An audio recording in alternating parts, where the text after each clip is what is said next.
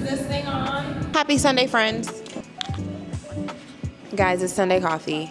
This is a very special Sunday coffee. My UX coach last week called me. She was like, girl, what if, hear me out, with everything that's happening with TikTok, we did a TikTok funeral. I was like, game, let's do it. Sounds like an amazing idea. She was like, okay, the context is taking a digital space and making it into a physical space, similar to what we're doing, and you can add this to your portfolio. I was like, you're mad smart. Like, I should have more smart people around me because, yes. So, why they gave us the app back? Which, yes, thank you, but now we can't really have no funeral. However, due to the fact that everybody crashed out because they thought we were not going to have this app, it only made sense to continue Sunday Coffee in this way, so I'm so excited. We decided to put up some of our most iconic moments during TikTok and talk about it. But y'all, why I came up with a formula? Walk with me, talk with me.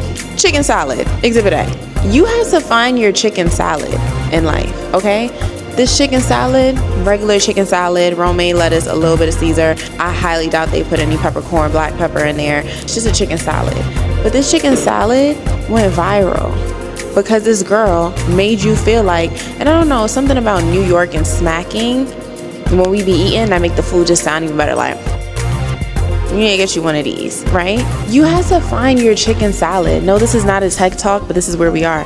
You have to find your chicken salad, okay? What is your thing? Mad regular, everybody got one, everyone can do it themselves, but for some reason, you can make it look like something that is more than what it is, right?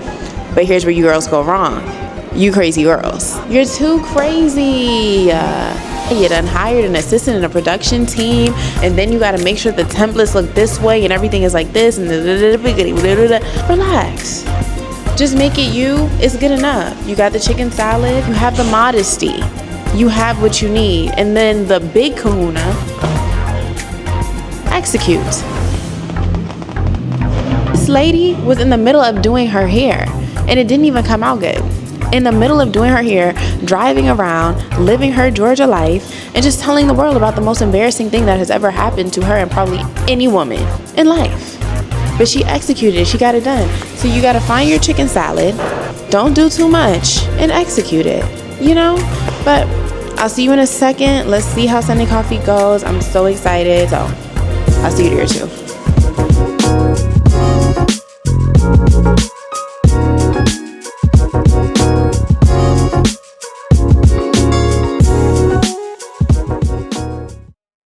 So today we're going to do something a little different. So I hope you are somewhere nuzzled up on the couch, chilling in your bed, maybe cleaning and listening, because we're going to do a little story time. And I'm going to tell you in my own way about what happened at this very special Sunday Coffee. So a couple of tech girlies, marketing girlies, a psychiatrist, and a boutique seller meet up in a coffee shop. Very intimate. They buy cappuccinos, pastries, tea, and debrief about the week.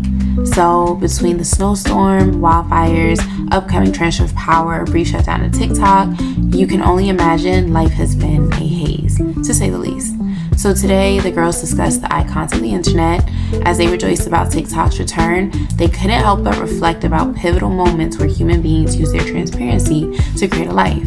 Now, there's something special about using the ugly to create something beautiful. And this inspired one of the girls to tell her own story, just admiring someone like Risa Tisa being so transparent and vulnerable about something that was scary to share with even a friend. So she spoke about how she was in an abusive relationship and found out that her partner at the time was expecting a child with a woman he had a year-long affair with. And she spoke about having to pretend that she did not know this information the entire time.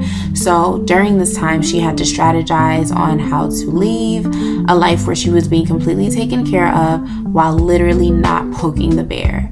And while this would make for a relatable TikTok story time, what could this do for the safe space she had created for herself currently, right? So the girls explored the importance of boundaries as one enters the world of content creation. It's so easy to want to give your all and bare your soul to your community, and it's kind of the trend these days, but it's imperative that you keep a piece of yourself for you. The mental load of navigating social media as a woman became the focal point of the girls' conversation that day. We all acknowledge that while the internet has opened up so many opportunities for self-expression and financial freedom, it's also introduced these very unique challenges that disproportionately affect women. The boutique seller in the group chimed in first, explaining how the pressure to maintain an online presence, curate perfect content, and respond to constant engagement can just lead to being fully burned out. We're not just sharing photos or videos. You're literally sharing your journey, pieces of yourself, and sometimes too many pieces that you don't realize until it's already shared. And that takes a toll on our mental health.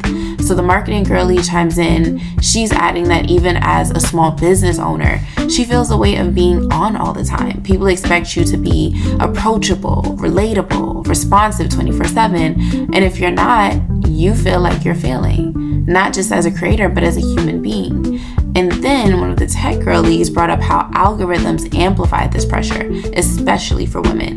The algorithm favors consistency and trends, but what it doesn't account for is our humanity.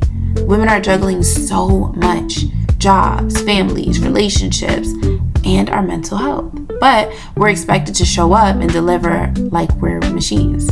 Now, another one of the tech girls pointed out that this concept of transparency, while empowering, can also backfire. We're encouraged to share our struggles to connect with our audience, but where do we draw the line? How much is too much? And what happens when people weaponize your vulnerability? Because we see that happen all the time. They agreed that the mental load is compounded by the fact that women often feel the need to perform not just for their audience, but for societal expectations as well. Whether it's being a perfect mom, a successful entrepreneur, a trailblazing content creator, the pressure to do it all is overwhelming and very unrealistic. At that point, the entire conversation became very reflective. The girl who shared her story about the abusive relationship clarified she didn't see social media as a tool for healing. Instead, she found her strength and agency through her own decisions and quiet resolve. Healing for her wasn't about putting her story out there for others. It was about deciding what she wanted for her life and making moves to get there, no matter how hard it was.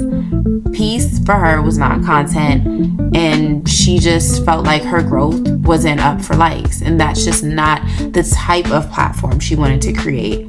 Now, this was super special because when we talk about taking a digital space and making it a physical space, what I didn't realize you experience is also the human beings behind the profiles, behind the avatars. People with real feelings, real experiences, and also there allows more opportunity for us to disagree on things, but still feel seen and not feel offended when someone doesn't agree that your walk of life or your choice on how you express works for them. Now, this sparked a shift in the group, and they began to reflect on their own lives and the ways they can maximize their potential while staying realistic about their current situations. So using the earlier formula, identifying what they did best, being modest about their resources, and finding actionable steps to execute, they started brainstorming ways to align their aspirations with their realities. This is what made up our journaling session and a brief digital vision boarding session. At the end of this, the psychiatrist spoke up, sharing an unexpected realization she had during the exercise. She spoke about, now, I've often heard of work-life balance, but what she spoke about was work and aspiration balance. The struggle with creating a life that is still prioritizing your passions when work provides a comfortable life for you, period. And she said that she struggled with finding the things she was actually passionate about because of that comfort, not knowing how to express the parts of her that made her feel most alive.